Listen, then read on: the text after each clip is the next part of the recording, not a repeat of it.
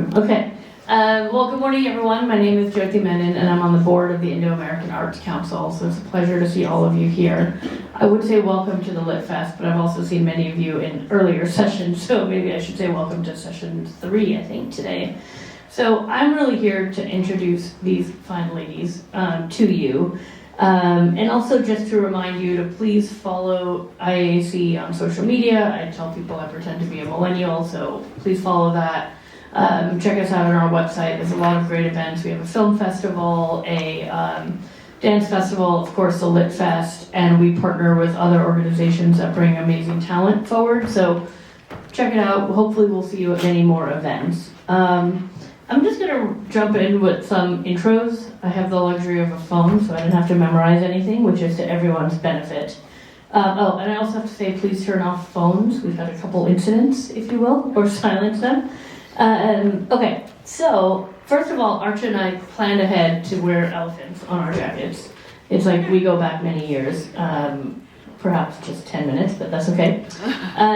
So we're going to learn a bit more about you, I hope, Archie and I, your story, a bit more about your book and how you really came about coming up with it, talk about it, learn more. And it's really storytelling that invites readers to richly textured worlds of heritage, loss, and rediscovery, and really transports us to India. And so hopefully folks who haven't read it will read it, or if you have, will enjoy the conversation.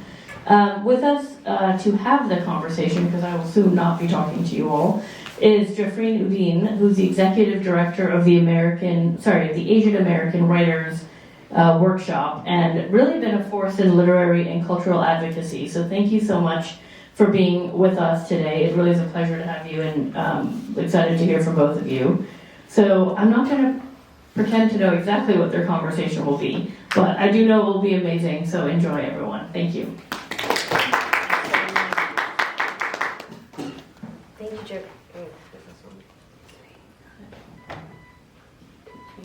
Hello? Okay. Yeah. Hi, everyone. Good morning, good afternoon. Thank you to the Indo-American Arts Council for the festival and for inviting us. We're going to have a chat. We're going to have a conversation. I do want to open it up, so I have a few questions, but we also want to make sure to leave room for questions for folks that are here with us. Archana, welcome. Thank you. Your book is really special. I loved reading it. Maybe to start, I think it would be helpful for folks that haven't read the book, if you want to give like an elevator pitch. Tell us about the story. Give us top level summary before we dive in. Sure. So I am a first generation American. My parents, my father moved to the United States in 1963. So has spent most of his life now in the United States. But when I was 4, we actually, I was born here. We moved to Bombay. And then a couple years later, we moved back to the United States. Yeah, I mean, I think it can be a challenge, and I think, I think you have to be very careful that in your effort to kind of capture the country of your origin, right, you're not falling into these traps, which are sort of clang associations in the West with Indian culture. I think that's always a fear. I think because I do talk about mangoes in my book, but I try to infuse those conversations with an extraordinary depth. So it's not just mango is a placeholder for India, but how many different types of mangoes are there, and which mango is the kind of mango you want to eat? Is it an Alfonso, or is it a Kent, or is it a Kesar mango? So really digging in deep to that sort of image association to make sure that it sort of really fully captures those fragments of India that you're trying to capture. I feel like you mentioned being in high school and writing, and there was a time where Asian Americans really had no cultural capital. So when you had, say, a movie like Monsoon Wedding come out, it was revolutionary and brilliant, but you didn't see anything like that. And now we're in this moment now where our stories are represented in writing, on screen, and different types of stories, not just, there's no kind of one South Asian novel or South Asian story. Do you find that liberating? Does that make it harder because there are so many more stories? How does that kind of influx of cultural capital play into your own craft and the story you want to tell?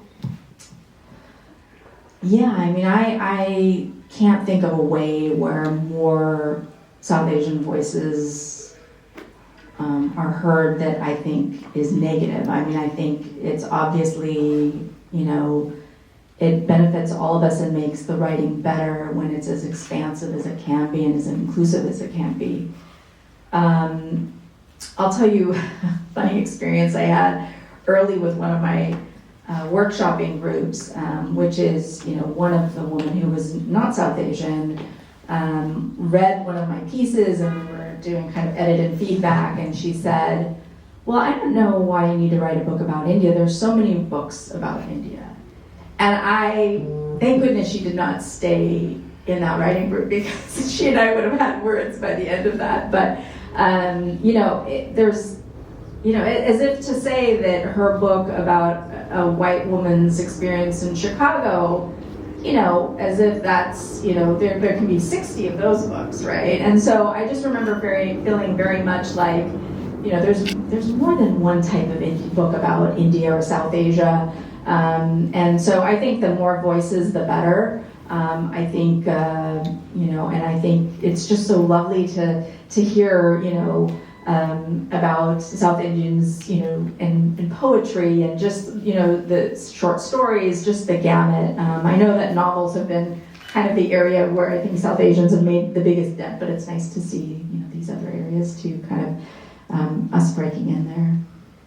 Yeah, I mean, we see that all the time. We still, in 2025, often will hear from editors, well, I already have a Korean writer. Right. And there's, and it's hard, I think, to not exist in that context and not feel pitted against each other. So, yeah, I mean, the more stories, the better, for sure. Yeah, and I think one of the things, too, for me that was really important with this novel, too, is, there's a depiction of postpartum depression in the book. And, I think those things transcend those boundaries. And so, so many people that are non-Indian have come up to me and said, I haven't really seen a fictional depiction of postpartum depression. And so those kinds of things, I think, help to universalize it. You mentioned you're working on your next novel. What can you tell us about it? Yeah, so I'm about 2 weeks from having to submit it. There's a whole saga behind the story itself. So I was supposed to actually submit it in June, and then I got sick, and I was seriously sick in the hospital, wound up needing open heart surgery this last summer, and then I actually was in the hospital 4 times over the course of the summertime. And so the book, needless to say, was delayed, but thankfully my editors were very understanding. And so I actually put the novel away for almost 4 months, just picked it up again in September. It has been extraordinarily therapeutic to write. I mean, I've always known that it's my therapy, but this experience of writing has been like none other.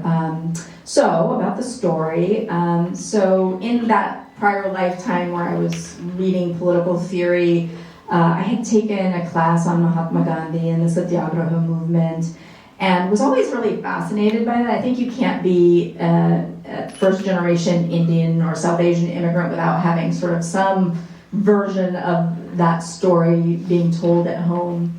And so, as I had studied that, I realized how pivotal women had been to the Satyagraha movement, to the fight for South Asian, the independence of, the South Asian states, I should say. So I decided I wanted to write about a protagonist who is kind of thrown into Bombay in 1929, right at the sort of fever pitch right before the salt marches began, an extraordinarily heady time, and really show this mass movement of women, perhaps one of the first ones in Indian history to this extent.